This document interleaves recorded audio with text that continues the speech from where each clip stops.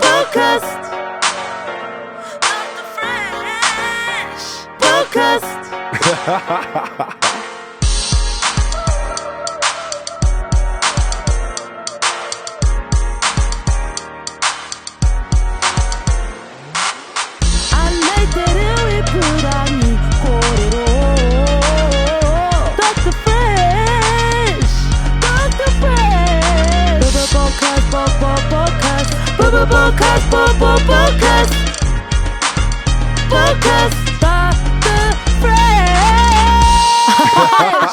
What's up, podcasters? Dr. Fresh back again for another episode. Now, I told you on the last podcast I'd have a special guest joining me on the couch. Now, this guy, how do I describe him? Now, some people love him, some people love him, and some people love him. Now, here on the podcast, we catch up with anyone who is making a difference here in our community. And this young man is... What an introduction. Let's welcome to the couch my man, Mr. Bruce Simpson. Good morning. How are you, mate? Good, mate. Love having you here. Thank you so much for accepting the invitation to come in and have a chat with the doctor. I've been waiting for a long time. Oh, I'll tell you what, you know what they say, the best, you always got to, it's timing, eh? It's all timing. And I think now's the time and the place. But thank you for coming in, bro. Really appreciate it. Really nice and crispy this morning, isn't it? Yeah, nice. Lovely frosty morning. Beauty. This would be a good chance for people to sort of know a little bit about yourself, because I suppose in our community there are some people who think you're this guy, this guy, this guy, this guy. But I want to find out, who the real Bruce Simpson is. Well, my vision of the real Bruce Simpson, if that makes sense. So just tell us, bro, where are you from? Australia. Yeah. How'd you end up here? Like Aussies coming... Aeroplane. Normally it's the other way around. Yeah, I'll figure that one out. Aeroplane. But normally it's the other way around, Bruce. It's people going there rather than Australians coming here. What made you come to New Zealand? Well, 1977, it was a weekend. I had nothing to do. I thought, I'll go to New Zealand for a weekend. Because you didn't need a passport in those days or anything. You just jump on a plane, fly over. Yeah. So there was cheap airfares. I flew over. I actually flew to Taupo. Went down to Taupo because it looked like a good place. And I thought, this is a great place. I don't think I'll go home. So I've been here ever since. Wow, 77. Is my mathematics any good? So you've been here a bit, 60 odd years? Yeah, quite a while. Well, yeah, no, it won't be 60. Just about, yeah. Yeah, long time. Yeah, long time. Sorry, 50. 50 years, yeah. My mathematics is a bit, to be precise. Getting close to 50. Taupo, beautiful place there. Eh? Taupo's a beautiful place. If It's there's any lovely, other place in New Zealand I'd live apart from Tokoroa. Yeah, I started there. I lived there for about 4 or 5 years. And then I went to Rotorua. And then I went up to Auckland. That was a terrible place. Auckland's would you want to go there? Not much good. Auckland is. Then I went north of Auckland on the South Kaipara Head, bought a lifestyle property up there, lived up there for 10 years and built up a business, sold the business and retired. And it was getting very crowded up there because when we moved up to the lifestyle area, it was just the only house anywhere you could see. And then there were houses going up everywhere. So I thought, I'll come down to Tokoroa because my daughter was a teacher here. And so we came down here basically just to see what we were going to do from that point on. And I loved it so much I haven't gone away. Wow. So you mentioned daughter, so you got children? Yeah. How many? Oh, I don't know. Mate, you're not one of those guys, are you? The mothers don't always tell me. I like this guy. You sure not from the islands? No. Could be. All right. So you got a plethora of kids then? Yeah, I think altogether we've got 5. 5? I think 5. Great number. My wife watches this, she'll kill me because I'll get it wrong. Hey? I should know. So you've got 5 kids, basketball team? Yeah.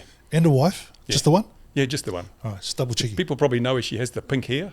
She started pink hair long before it was fashionable. Right. Yeah, and she has a mohawk now, pink mohawk. Wow. Yeah. What does your wife do? Well, she had an accident. Well, she was a relief teacher at the high schools, and she had an accident, and so she was disabled for a while. But now she's retired, and she does stuff for Lions and Red Cross and stuff. So, just works in the community. Now, I want to know a little bit about the social media, Bruce. Now, yeah, I've heard of that. Yeah, the social media, Bruce. When I've gone through your profile and had a look, you're a bit of a fitness freak. Is it fair to say? Yeah, because I was diagnosed with Parkinson's about 5 years ago. Yep. And I did the research, always doing the research. And I found that exercise could be a good way to deal with that. So I started just doing a little bit of exercise and lifting weights and doing a lot of walking. And it's worked really well for me. So I thought I'll share the knowledge because, that's what social media is for. So I started a fitness channel Well, it wasn't originally a fitness channel. It was just a spare channel I had. And then I started doing some fitness videos. And the first one got about 1.2 million views. And the next one got about 500,000 views. And now I've got nearly 100,000 subscribers on that channel in a period of probably 3 months. So that's doing all right. That is crazy. How does it make you feel? Like, I know what it's, like to be a media and to affect change. Now, when you look at those numbers, just as Bruce Simpson, when you see the amount of effect and change you're having on individuals, how does that make you feel? Good. I like to, when you get old, like me, you sort of think more about paying back, because I've had a really good life, really enjoyed it, and it's time to pay back. And if I can help other people in any way possible, I try and do that. And if it gives me enjoyment at the same time, and to be honest, earns me a little bit of coin, that's all good. It's a great job, mate. Isn't it the best job in the world? Yeah, social influencer. Hey, it is crazy. And I must say, YouTube, the hardest platform to create a base on. Yeah, I'm lucky I started shortly after YouTube started. I think my first video I put up in 2006. So that's a long time ago, 19 years or something, if my math is right. And I've been doing it ever since. So I've been in there a long time. I've got 3 channels, and across the 3 channels, I've got about 150 million views and nearly 600,000 subscribers. And you've earned, a nice little earning on it. I mean, obviously deserved.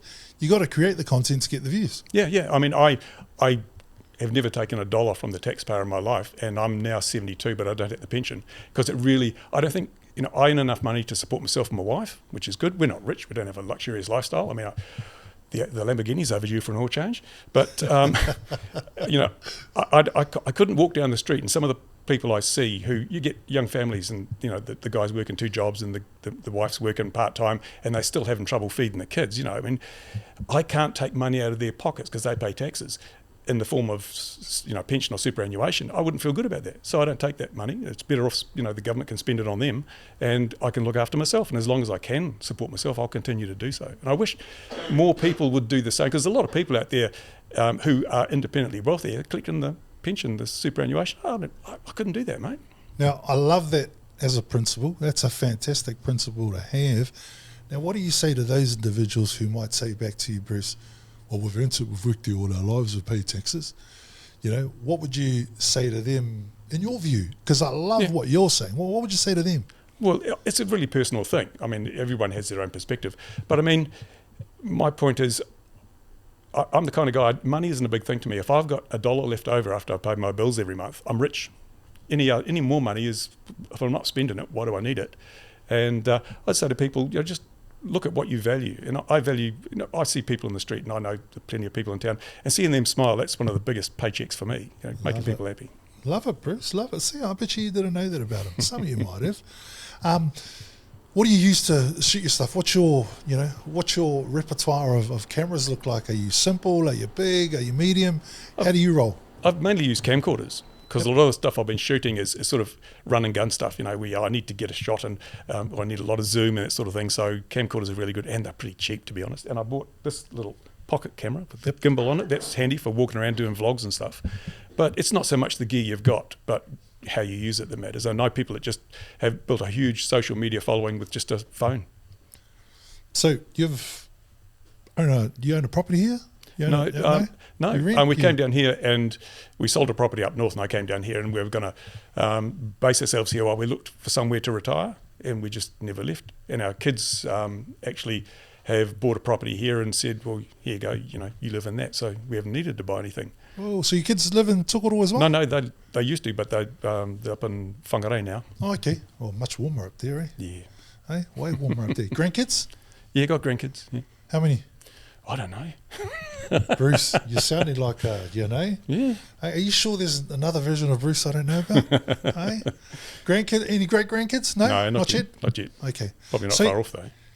Wow, so you're actually, just me looking from the outside, and you're just a normal, typical Australian or New Zealander? Which one? Well, I've been here so long, everyone treats me as a Kiwi. I'm a Kiwi now. Okay. I've converted. I'm still an Australian citizen, Yeah. but I'm converted. Yep. So you're just a typical Kiwi going along, doing what you can for society, paying your bills, looking after your family, and just grinding, just like everyone else. I'm lucky. I'm lucky because I'm able to do that. There's a lot of people in my situation can't do that. You know, if you've been, for example, I've always been a sort of a white collar worker. You know, I've been haven't had to work hard with my body, so my body's still working pretty well despite the Parkinson's. But a lot of people get to my age and they're physically worn out, and you can't continue to work. You know, so you've got no option but to go on the pension or whatever and take that. So I'm lucky in many ways, and I've got a good support, good family, good wife. So I value the things that I do have. It's okay to be a white collar worker, Bruce. Yeah, It's all good. Yeah. Yeah. So look at these hands. Beautiful Look at hands. those calluses, man. Beautiful hands. Eh? Just DM me as to why I have so beautiful hands.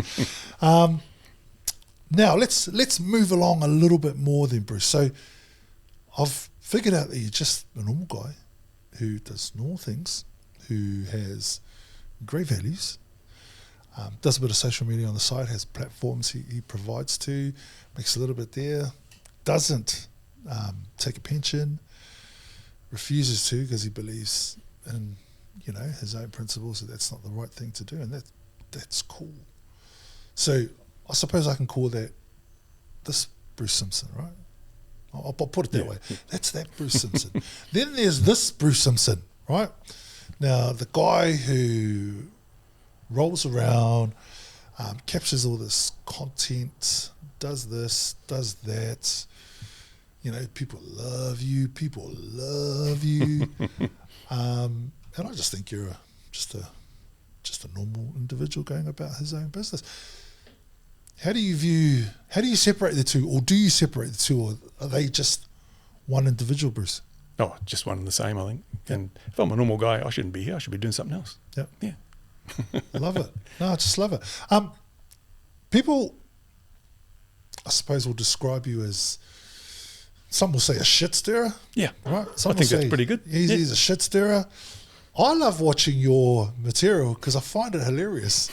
I find it quite funny. Now, what was the most recent one I watched? Was you rolling around town with your little camera there, and the guys at the toilets, there's a 5 day. I thought it was funny, and I laughed, and I thought, I just love it because, as much as people, he's just stirring, but it's fact stirring. Yeah. If I'm to call it that. Yeah. Like, you stirred, but you stirred with fact. So how can it be a shit stirrer if you're, and I just thought it was great. I watched the video, thought it was interesting, and just thought, I can't wait to catch up with that guy. Is that something you sort of sit down and do at the beginning of the day and think, I'm going to go around today and do this, I'm going to go around today and do that, or I'm going to find out this, I'm going to find out that. What's a typical day for Bruce Simpson? Well, I don't know if I have typical days, but because of the Parkinson's, I'm usually up at about 2 o'clock in the morning. So I have really good long days. Yep. And I've got a lot of other things I do online. I've got websites and things I operate.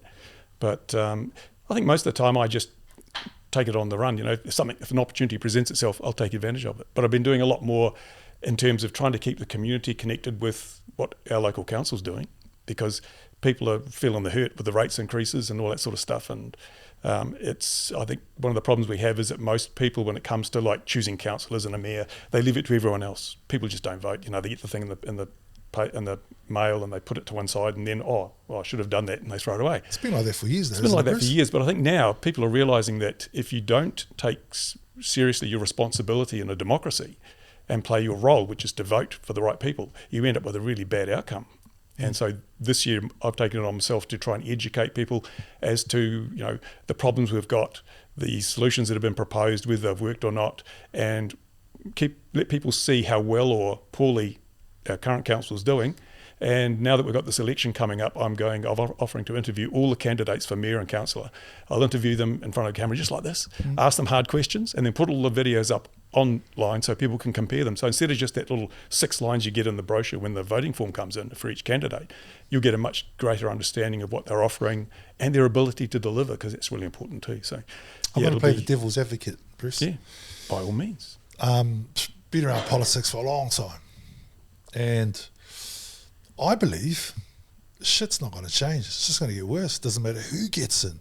I'm a firm believer of that.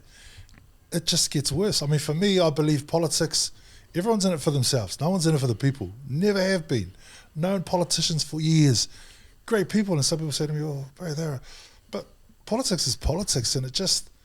People say shit, and they get in there and they do something different because they were never going to do it anyway. Everyone does it every cycle. I'm going to do this. They get in there, they don't do it.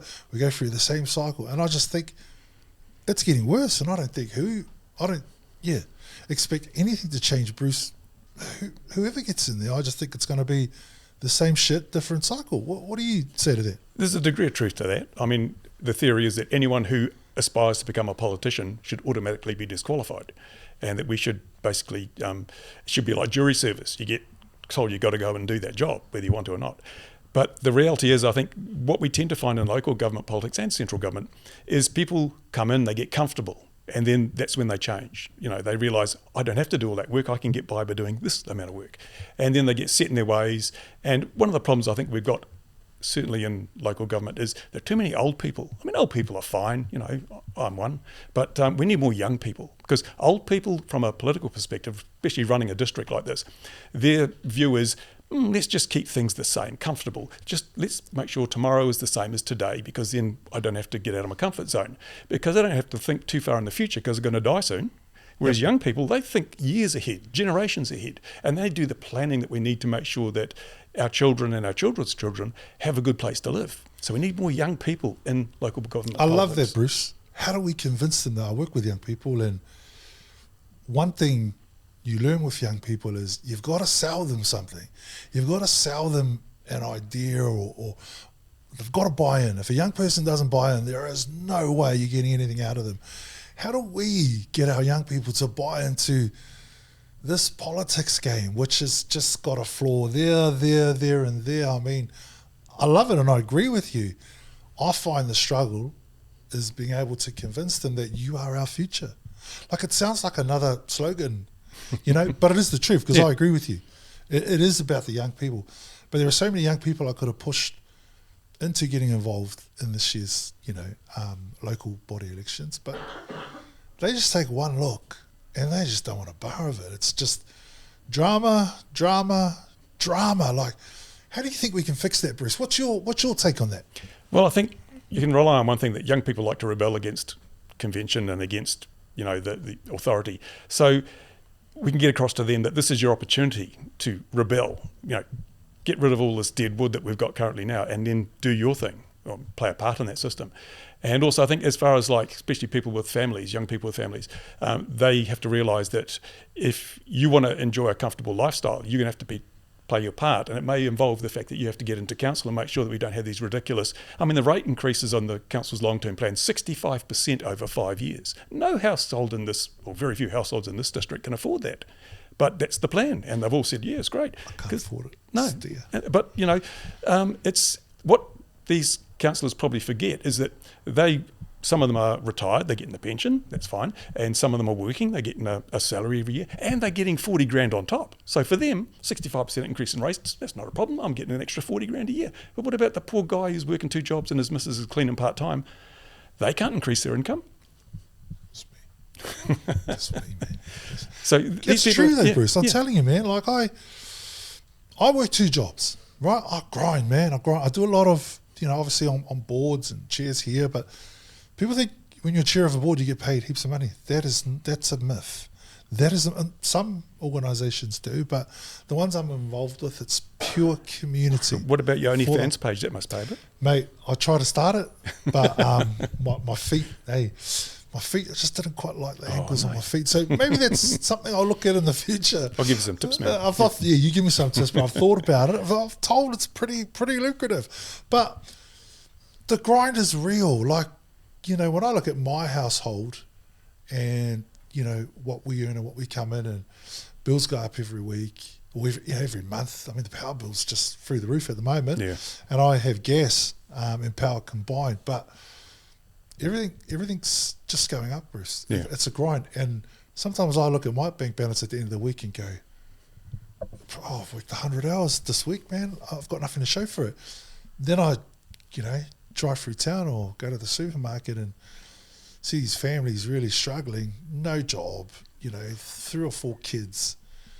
And I'm like, why am I complaining, man?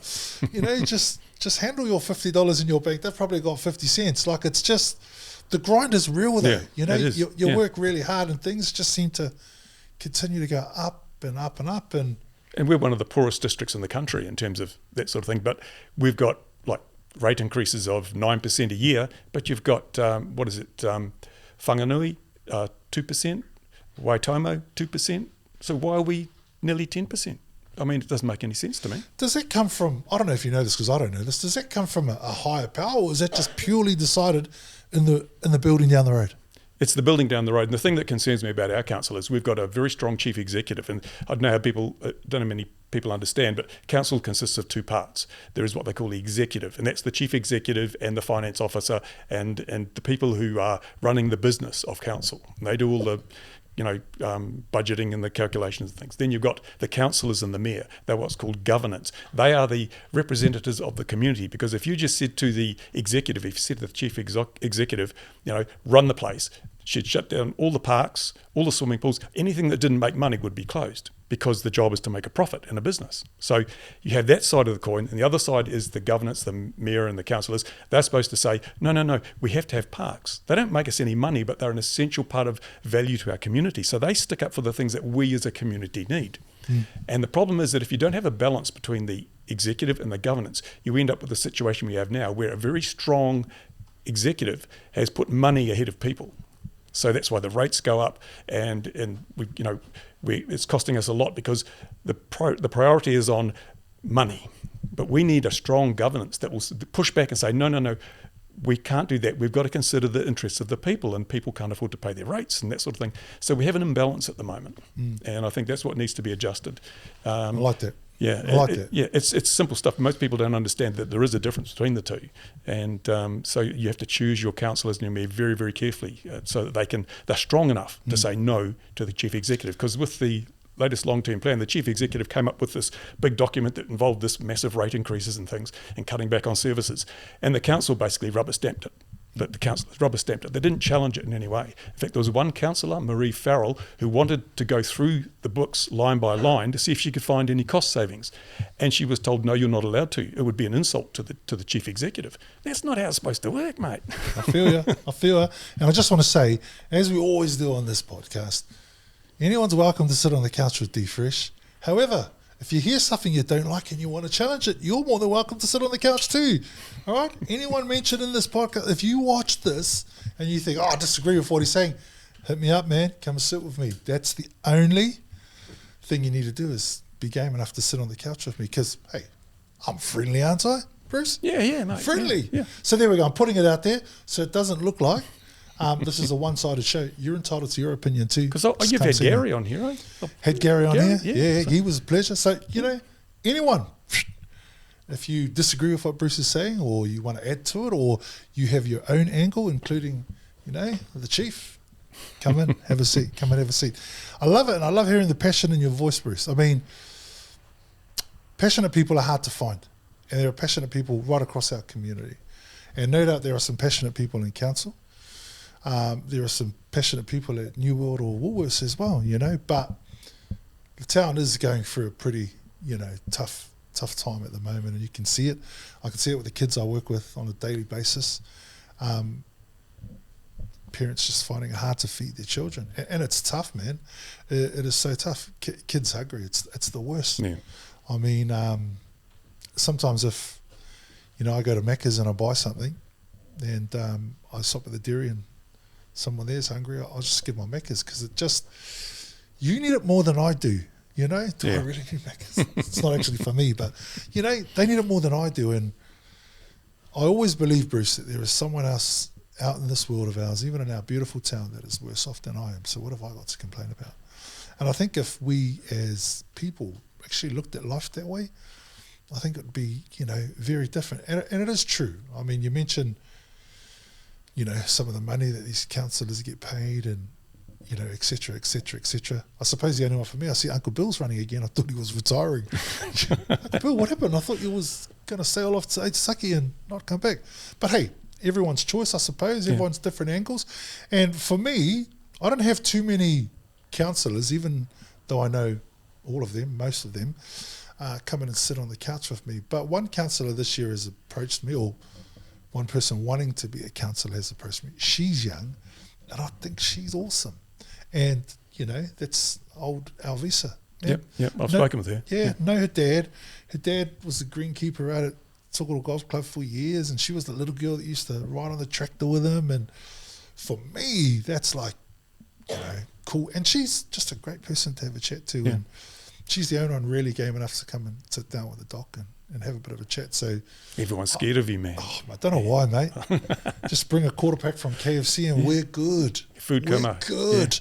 Bring a tin of corned beef, man. We're good. But I'm just honest, I say it how it is. People like, a bit like you. You say it how it is. People don't like it, they don't like it. But A some lot of people will. don't like it, eh? Well, I was always told, for one person that doesn't like it, this is what I grew up in media. For every one person that doesn't like it, there's probably 5 more that do. Yeah. So when you got people that don't like your material, that's awesome because there's definitely some people that do. So you just carry on. Bruce. It's like YouTube. I mean, I've always, because people sometimes get all upset because you get trolls and you get people leaving horrible comments. And I say, look, you can judge your success on YouTube by the number of trolls you have. Yeah, I love it. Yeah. And one thing I said for many years, Bruce, any PR is good PR. Bad PR, good. It's all good, man.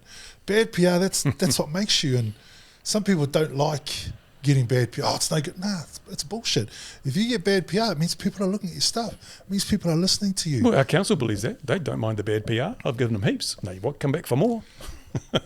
I think personally myself, I mean, I've followed all the dramas and I've watched them and I've chuckled and laughed because I like a good laugh, Bruce.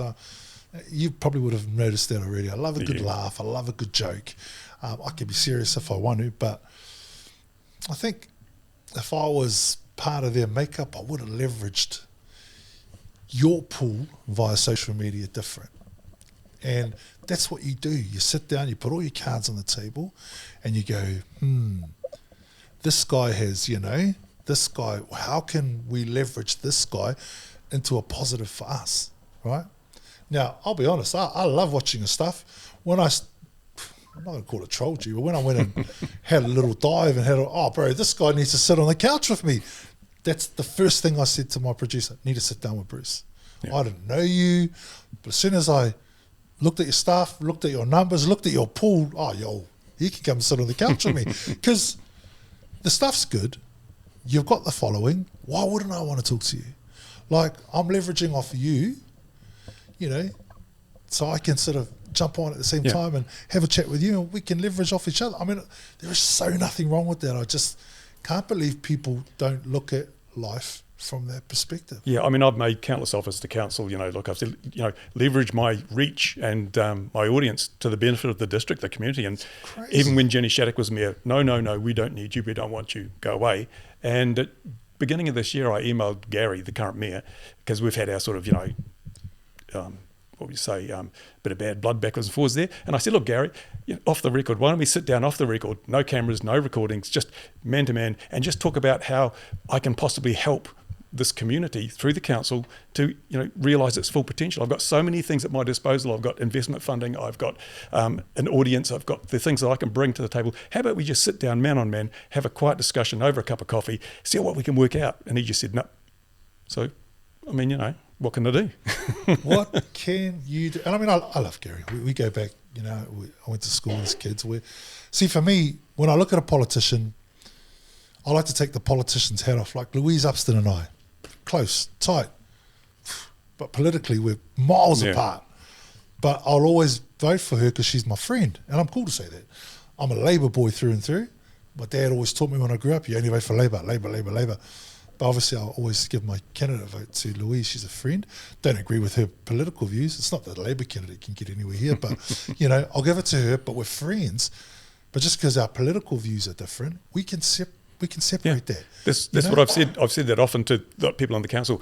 Over the course of my working career, on many occasions, I've had to work with people that I really don't like. But if you're a professional, you work with those people because achieving a goal is the job. And you set aside your personal feelings, and if you don't like, you get on and do the job. But unfortunately, I have found very few in council prepared to do that. That baffles me, Bruce. It baffles me. Like, I can sit there and go, boo to Louise's clips. What are you doing, man? That sucks. But we'll sit down and have lunch because we're friends. Yeah, and it's the goal is to do the best job for this community. That should be the goal of everyone in that council. But it seems that in far too many cases, the goal is we don't like him, so we're not going to even talk to him half the time.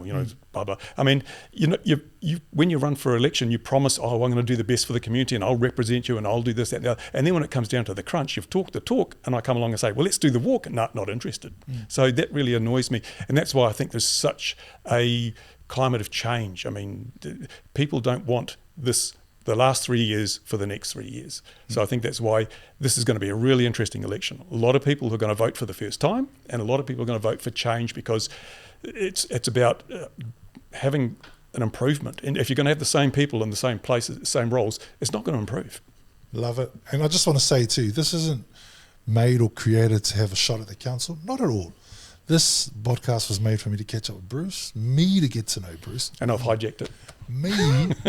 All right. So this wasn't created to attack council, but I'm all good to talk about council. And those are Bruce's views, and we respect them here at the podcast. So I just want to put that out there, because I know there'll be some people watching this going, oh, he's a Bruce fan. Hey, I am actually. I love some of the stuff he does. I really do. I got no issue with it. If I wasn't a fan of Bruce, he wouldn't be sitting on the couch. Let's put it that way. I dare say if any of the people that I've been indirectly referring to wanted to have their say, you'd welcome them in. But exact doors open, man. Come and sit down with me. I remember the sit down I had with Gary. Do you know that sit down was directed at you? Surely not. No, but it was directed because I wanted to get you to bite into me, so I could, and I did. And I'm honest, bro. I'm straight up when I do this. I did it because I was like, oh, how can I stir here? I sit down with Gaz and I try but I really want to get Bruce's attention, because I'd been, and I didn't actually just want to message you. I wanted to get your attention via the thread, which I did. And when I got it, and I got a reply from you, I thought, oh, there it is. That was the beginning. So that really was created for me to get your attention, which I did, which is what we do in media terms. Yeah. And for me, I'm all good to admit that, because that's how we do it. It wasn't an attack on you. I just wanted to make a connection. So straight away, that's sort of where our first connection came from, which is... Although I did comment on your Kai Hunter videos. Yeah, you did. But initially, it was that one. But, yeah, the reason, you're sitting here is because I think it's fair on your part that people get to hear you and see you in all the lights that you want to be seen in. Not just... This is Bruce, that shit stirrer who always talks about council and does this. Like, family man, granddad, husband, your values and your views are just as important. I've got to address some of that. I mean, I get, obviously, people disagree with me and make those points clear. One thing that a lot of people have said is, you're always negative, Bruce. You're always running down council. Why can't you be positive? Well, what they don't see is what's going on behind the scenes. Now, I have constantly provided a stream of opportunities. In terms of investment, we had one group of investors who wanted to put $8 million into this district. And I went to the CE and said, look, this is, I'd like to talk to you about this. She didn't even respond. And the investors said, if they're not going to respond, we're not going to invest. So, but because it was me. And the other thing is, I've put so many opportunities and ideas. When they were renovating Leith Place, $4 million renovation, I said to them, look, you guys should think beyond the next few weeks. Why don't you put a row of electric vehicle superchargers right in the front there with the parking? And then as the whole country moves to electric vehicles, people will be stopping for 20, 40 minutes to recharge, and they'll browse the shops. Because there was the whole thing, build the wow factor building. And I said, people aren't going to stop, look at a wow factor building and go and buy a fridge. It's not going to work like that. I said, but if they've got 20 or 40 minutes to spare while they're recharging their vehicle, they'll go to the cafes, they'll have something to eat, they'll browse the shops down the back. Why don't we do that? Oh, no. So we still don't have any EV chargers in the front of town, which is the perfect place. And the council's response was, we don't need EV chargers in the front of town. There's one at New World. But they don't understand that it's to drag people off State Highway 1. And they don't even know there's a charger in New World. There's only one with two options. So let me ask you a question, Bruce. Do you actually get on with anybody at council? Yeah. Oh, I like that. Yeah. Interestingly enough, it's the two councillors that were basically sent to the back of the room and told they were going to lose pay when they objected to the long-term plan. That's Councillor Marie Farrell from Pataru and Councillor Kerry Purdy from T-Rail. Kerry, I've got to have breakfast with you. Kerry is the best councillor we currently have in that council. I'll tell you, and I've got to send a shout out to Kerry. She'll be watching this. She follows us. She religiously follows everything we do, radio, media, the whole lot. So Kerry, I need to come have breakfast with you and Tito with the a couple of cameras because you're the winner in Tito. Yeah. You're the winner. So I'm glad you mentioned her, but I've got to get to you, Kerry. I'll be getting to you in the next couple of weeks. But that's cool. At least you got a couple of people you get on with. Yeah. I mean, I'll work with anybody. But trouble is, not anyone will work with me. I mean, that's Bro, I can't get to the around investors that want to invest, bro. Just send them my way. Yeah. I mean, there's other things like, for example, we've got so much potential here. We've got a lake, right? There's a lake down there, beautiful lake. When it's filled with water, it's great. Beautiful? Is that what you described it as? Yeah, like Moananui. Debatable. Well, when it's got water in it, it's pretty good. Even then, it's a little bit. Okay, but I mean, we're not utilising that. I mean, I see people down there with fish and chips from the Aotea fish and chip shop, eating along there. But why don't we have concessions running there in the summer? Why don't we have, where I go, every time I've been overseas, you go to a body water like that in a town, you've got paddle boats and things, and there's a concession. So people will go, hey, let's go to Tokoroa for the day, and the kids can have a go in the paddle boats, and we can have a nice little coffee by the lakeside. But, a couple of food trucks. I like that idea. We need to promote ourselves more like this. Also, when we changed around the front of town, we've got, when the post office was up at the top of Bridge Street. Now, that top end of Bridge Street's pretty dead. What's the most common shop in the CBD? What do we have more of than any other shop? Oh, bakeries, obviously. Bakeries and takeaways, right? Yeah. So why didn't we say, here's an opportunity, let's turn the top block of Bridge Street into an outside dining area. Yep. Block it off, it's a mall. And then we have tables and chairs, and then people say, let's go to Tokoroa and have a meal, an outside meal in the summer. They sit at a table, and we have locals who are touts, come up, can I take your order? They rush off to the pizza place or the Turkish place or whatever, bring the food back. Because have you been to Singapore? No. Singapore's like this. You sit down out in an outdoor jealous. area. Making me jealous, Bruce. You're making me jealous. Well, people come up to you and say, what would you like? And they go and they get your order for you. And they're paid by the food shops. I feel you. That's actually a great idea. Yeah. You're talking about the space in between CFC and Pizza Hut. Yeah, that area there, just tables, and we could turn that into an attraction because at the moment, I just keep saying to the council, Tokoroa is not a go-to place. People don't say, let's go to Tokoroa for the day. We've got nothing to bring them in. It's a go-through place. So what we're going to do is just turn it around a little bit. Give it some attractions to bring people in. And people go to Te Reo because, hey, it's got the little eclectic shops and it's got the cafes and things. And it's got the best bakery. Yeah. But I mean, we've got Ronnie's, we've got Kiwi Tacos, all these places in town, and it's got an ethnic diversity too. You've got the Turkish place and that. So why don't we? I always say this, Bruce. The problem with all those food shops is that that's just terrible. What? And I'm a big food critic, you know me. Yeah. I love that idea. I think that idea is a great idea. But I think when everyone's in a community that's struggling, and everyone's trying to make a pie that's affordable to keep their business going, you cut corners. And I don't blame them for doing that because it's business. But then if you get 3 or 4 bakeries or takeaways, everyone's cutting corner to try and make $1. And I just think I never go to bakeries here. Yeah. And I love Tokoroa. Never go to a bakery here. Any bakery in this town's no good. I don't enjoy it There at goes all. your advertising from the bakeries. Yeah, I'll tell you, and I'm honest, that's how straight I am.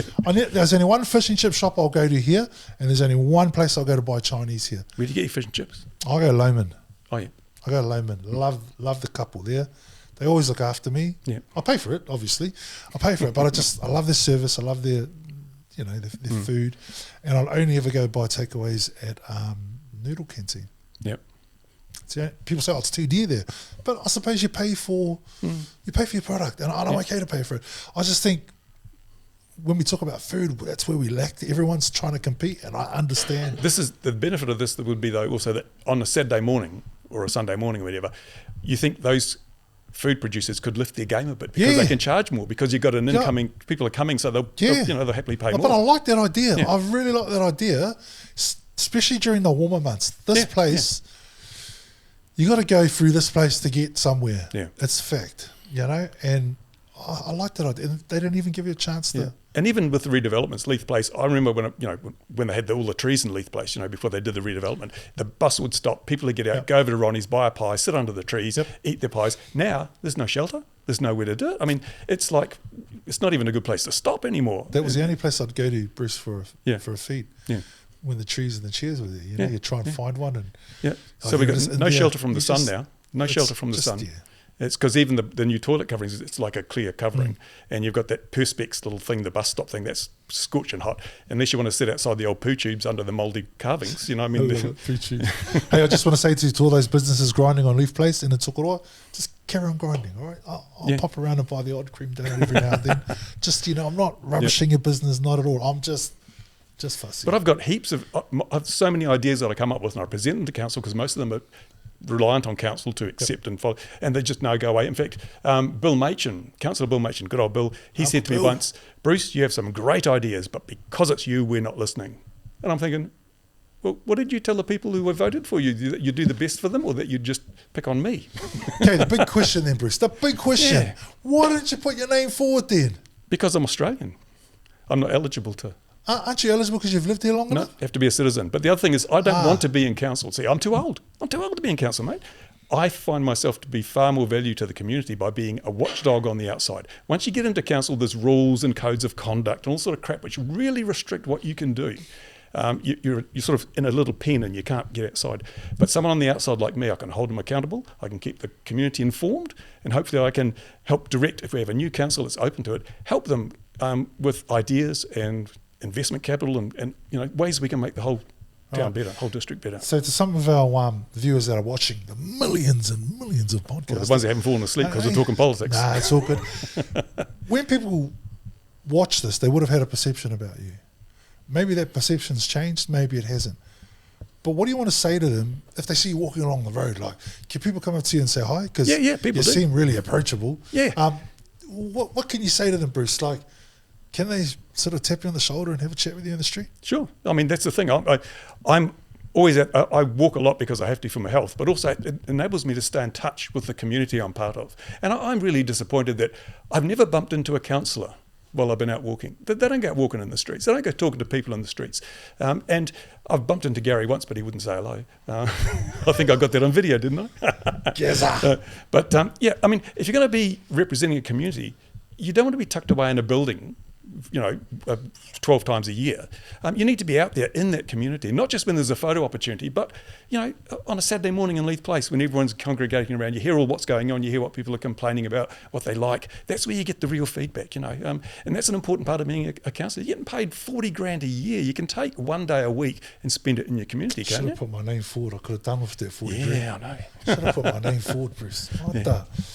I love it, Bruce. I mean, what I'm getting from you is you're this guy, you're going to be you and you're going to keep being you, and hold everyone accountable, with your views and what have you. And I love that. I mean, that's you then. That's what you're going to do. And I respect that, and like I say, I know everyone at council.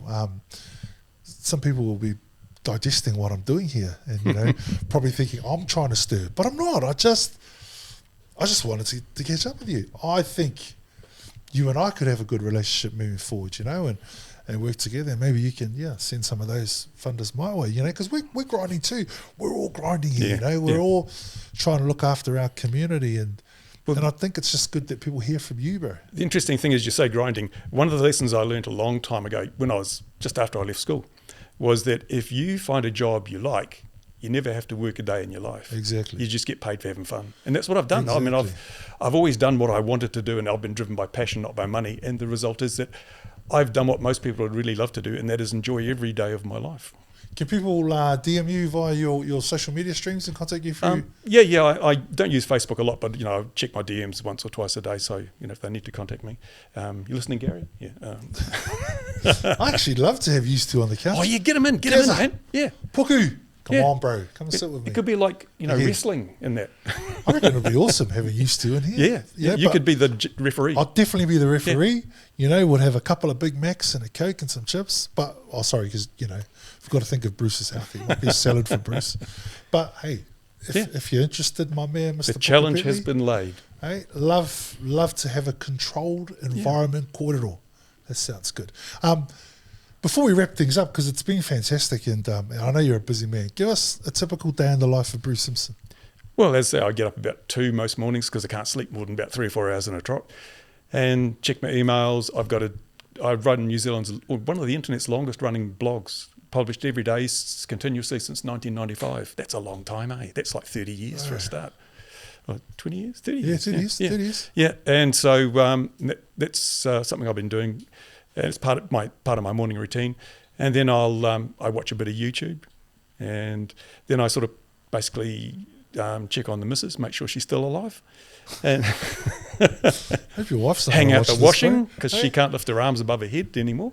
Usually I'll go out for a bit of a walk. I try to, when I'm walking, especially in the summer, I try and do about 10 kilometres a day, and on the weekends I'll do a 20k walk on a Saturday. So some weeks I get up to 100k. That's like walking to Taupo, and it's good.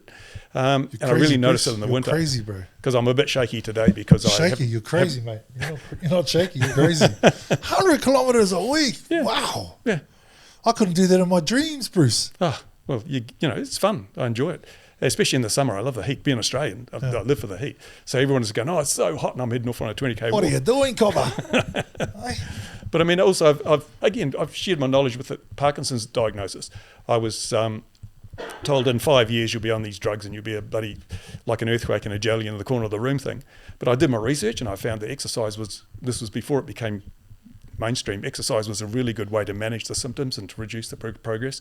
And I started taking a thing called creatine monohydrate, which now I look on YouTube, everyone's talking about creatine. Oh, it's a brain food and it's this, that and the other. I've been taking it for 5 years and it's worked really well for me. Wow. So I'm not on the drugs yet.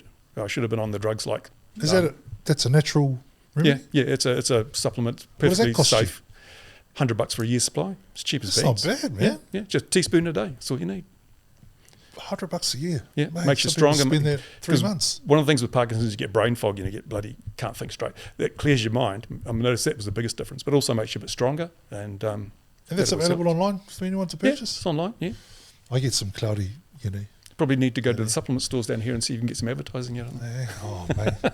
See, I like people coming to me, Yeah. Only when I want something, I'll go and see you and, Yeah. But that's really interesting. I've gravitated to that idea because as you get older, your brain does, Yeah. fog up a little Well, bit. one of the problems with Parkinson's is I think 60% of Parkinson's sufferers end up with dementia. I don't want that. I love it.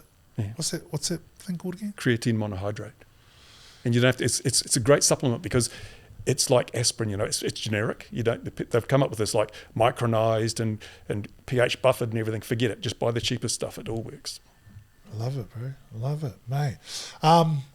That's a pretty crazy day, bro. Hey? Yeah. What's your diet consist of? Can I ask you that?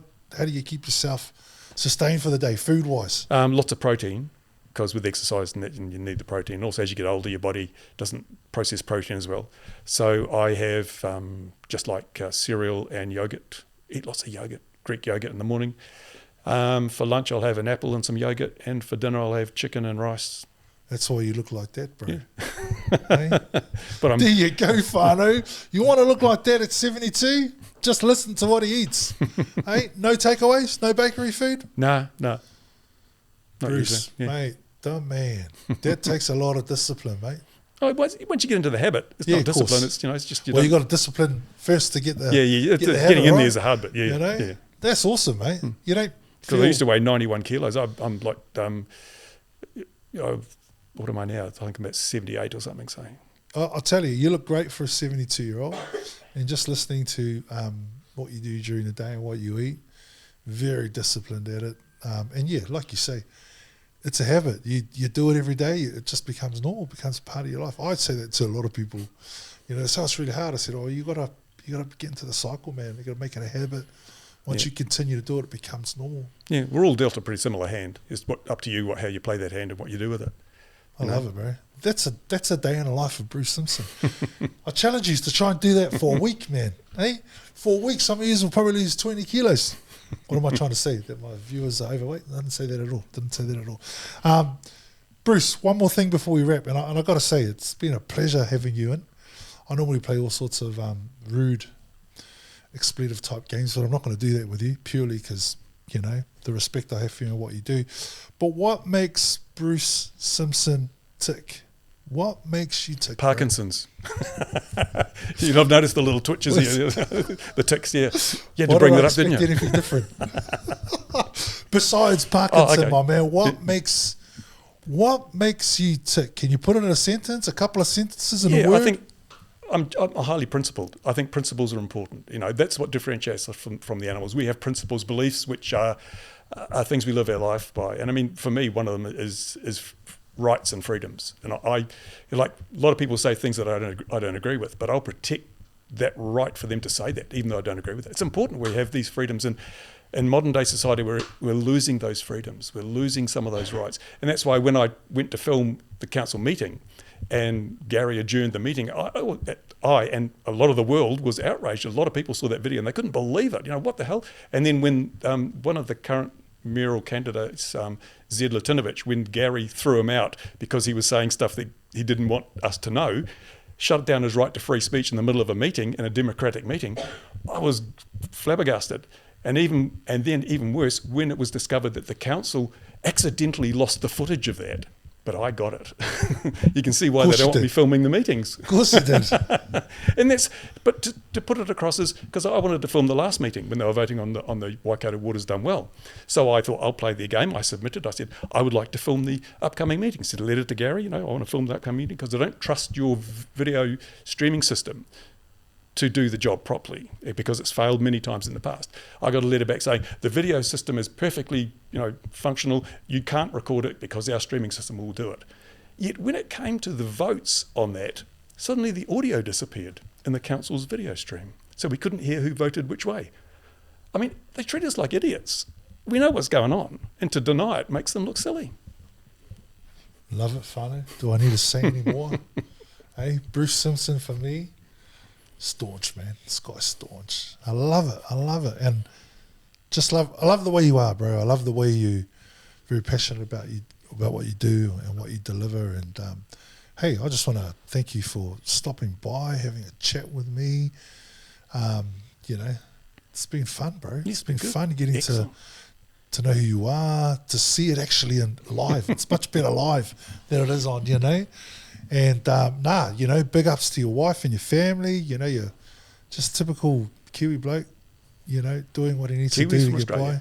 Yeah, Kiwis from Australia. We won't hold that against them. You continue being you, bro. And I just hope more people just take the time to chat with you, bro. Yeah. Say hi or just to ask you. The best part of my day is when people stop me and have a chat. And you've got some great ideas. Don't give up on those ideas, bro. Keep pushing away. And like we've said on here, if any of the people mentioned in this podcast want to come and sit on the couch, you're more than welcome to. Doors open. Just bring along a CFC with you when you come, But appreciate having you. And don't forget the challenge to Gary. And Gaz, if you're watching, bro, love to have a controlled discussion. 15 rounds. Hey? we'll even go 2-minute rounds, yeah? But controlled, where we can all sit in an environment that is safe for everyone, and we can have a kōrero, just 3 very strapping individuals. But whether he takes it up or not, I hope you do, Gaz. But I know you'll be watching this, and someone will tell you to watch it. So, been a pleasure, Bruce. Excellent, awesome mate. having you in our little studio here. People want to follow your stuff. Can you just tell everyone what they need to do, where they need to go before we wrap? YouTube, I've got 3 channels. Probably the best one to watch is XJET, XJET, or my name, Bruce Simpson. And that's really the only social media platform I use. I'm on Twitter as well as XJET, or X now, but I don't. This guy, X. X. I love it. Bruce, my man, pleasure having you on the couch. There we have it, whānau, all podcasters. My guest on the podcast this week, Mr. Bruce Simpson. Don't forget to go and check him out on his platforms. He's doing some fantastic things. Election time, that's coming up soon. I think my next guest on the couch will be somebody running for a council. Who is that? You'll just have to be patient and see. Till next time, though, my name is Dr. Fresh.